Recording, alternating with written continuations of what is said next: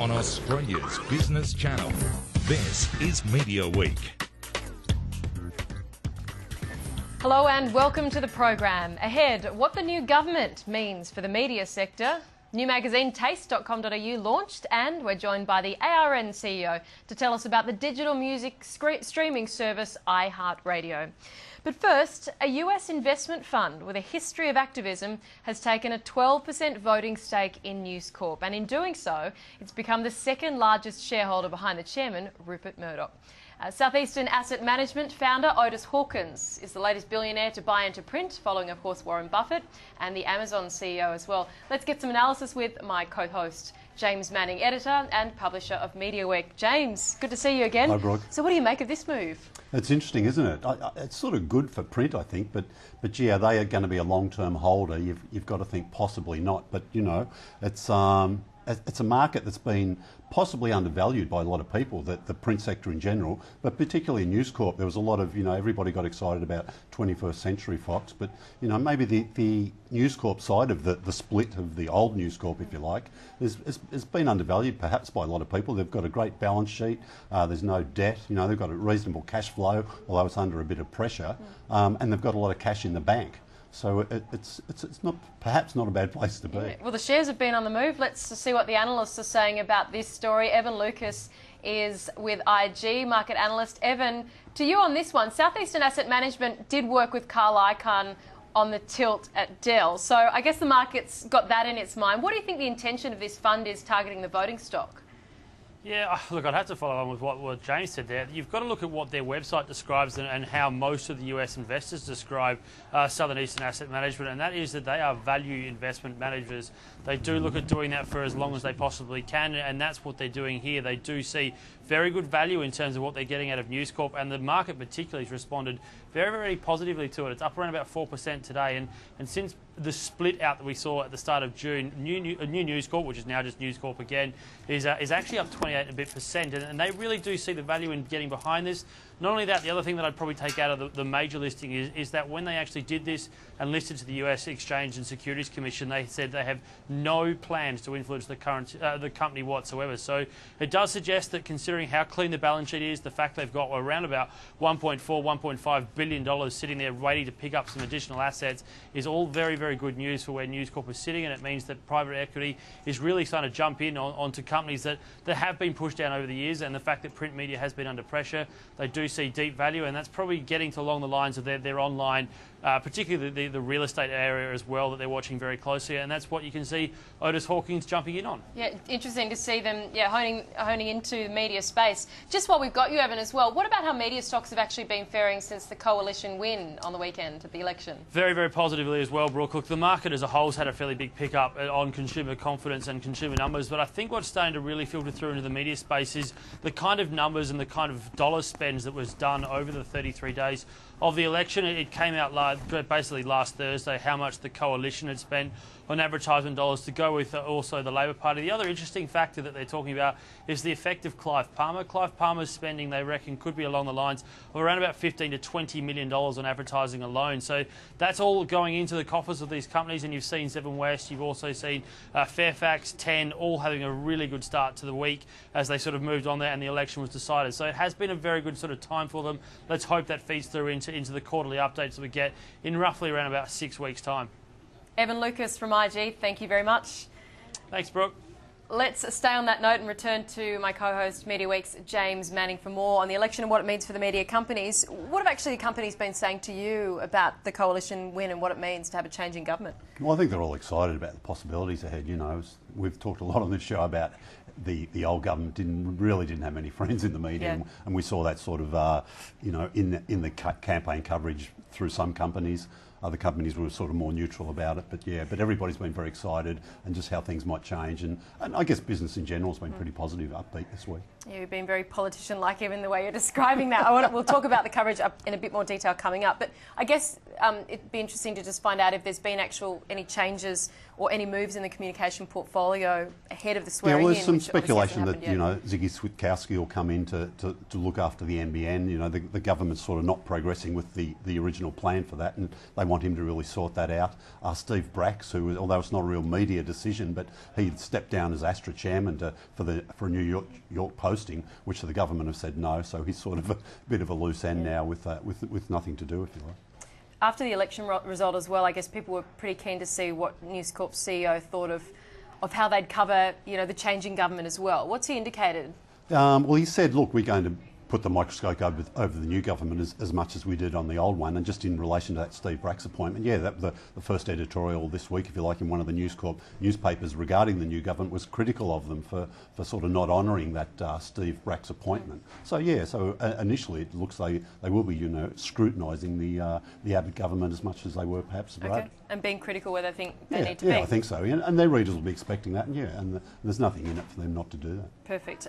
What about the election ad spend? We've got a bit of a preview there with Evan Lucas at IG. The bursting onto the scene of Clive Palmer, did that make all the difference this time around? Yeah, it did. Well, he was the biggest in that last week until the election blackout. He was the biggest spender in radio. He had more radio ads than the Liberal Party or the Labor Party. So, whether it was buying votes, as some people suggest, or just making sure his candidacy was you could argue appreciated. It's been pretty effective as well. Yeah, it seems to have been, but then again, maybe he should have expected a little bit more, perhaps. I'm not sure. Let's talk about some of the key executives out there, and importantly, the former CEO of News Corp, Kim Williams, made his first public address since his very sudden departure. Yeah. What did he have to say? He was speaking up in Brisbane to a sort of business gathering this week. He didn't let in a lot. He praised Murdoch, said he's what was his quote about? He's a very visionary sort of chief executive. So he certainly wasn't going out there and about to badmouth the place. He was asked specifically about the election coverage, what he thought about that. He said, look, I'll keep some of those thoughts to myself, Keep it in the personal box. Yeah, I but think he wasn't going to be critical at all. So, and he joked about his people skills, because there was some talk about people in, some of the people it was a bit rough, maybe, if you like, on some of the people in News Corp, and they didn't appreciate his manner, and he sort of joked, well, it's a bit of a work in progress, perhaps, my people skills. So we're sort of aware of that too. What did you think of that as a first appearance and the comments he made, just overall? Yeah, it was good. I think that's what you would expect from him. He kind of defended where News Corp was at, though, wasn't he? Oh yeah, he did. Yeah, coverage, he's not going to come out and turn on it. And same. Julian Clark said, look, he's going to build on what Kim Williams did. He did a lot of good work before Julian Clark replaced him. So I don't think they're about to change course drastically. Meantime, News Corp Australia's got a new group marketing director. Yeah, it's about the biggest appointment they've made since Kim Williams left. Damien Eales has come in and replaced Corinne Dimopoulos, who came out from the UK. It was a Kim Williams appointment, but Damien Eales has got a lot of supporters in there. He's ex-David Jones, ex-Westpac, so he's going to take over that sort of a pretty crucial marketing role. What about these reports that also Ten's been talking to prospective partners about a video on demand kind of joint venture, I suppose it would be, with Foxtel? Yeah, we touched on this briefly last week. I think Ten's quite keen to explore possibilities that they think, look, this is a space we should perhaps get into before someone else does, like, a Netflix or a Hulu comes into this market. We've seen Netflix expand into Europe, another European country this week. So they've really got their eye. I think they're in about, I don't know, that's a lot of countries. It's 20 plus countries around the world now, as well as being quite strong in the US. So people are worried they could maybe come and get a foothold here, or somebody else, and maybe free-to-airs could combine to get that space. And would that be the answer, do you think? I don't know. It's one of many offerings. I think the importance of Netflix sometimes gets overemphasised in the general mix of media. I mean, free-to-air is still a massive business in the US, and it's not about to get threatened big time, I don't think. Now, I also noticed there's been some major stars moving managers, which has captured a couple of headlines too. Yeah, it's been interesting. Jamie Jury's sort of switched camps. He's gone with a new stable called Bravo, which is sort of a growing business. Scott Cam, Shayna Blazer, some of the other people in there, Joe Stanley, radio people, so that's interesting. He's still very active. I mean, he's not a high-profile primetime TV star, but he still does lots of stuff. He's hosting a TV show in Asia. He's got his 10th or 11th book that's about to come out. I think he's still got his design business, so that's interesting. Kate Ritchie's change managers too. She was with a guy called Chris O'Mara, who ran a small managing company. He used to be the programmer for Seven, probably a bit over a decade ago, and he went into management, and she's been with him for a long time. So she's switched camps to Morrissey's. To Morrissey's, all right. Thanks so much. We might take a look at some print now as well. Sure. Because we've done a bit on the TV.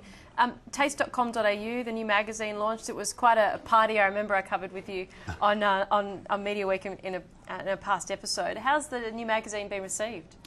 Pretty well. It's interesting because it's moving. It's sort of been a digital offering, if you like, to the audience so far, and they've sort of moved into print. It usually goes the other way. If you have a print product and then you start your online, your digital business after that, they've gone the other way. So they think there's still a lot of life in that print market. Food's been a strong sector for the last few years, so it's sort of a mid-range offering that's not too upmarket, but so they're not going to overstyle the food, all that sort of stuff. 170 odd recipes in the first issue. I think there's about there's a feature on lamingtons, Brooke. So if you like lamingtons, the cream check it ones, out. There's something like 40 different variations though. So you're kidding? There's got to be 40 something. Variations of lamingtons. I've got to see that. There's got to be something that'll work for you. All right, I will take a look.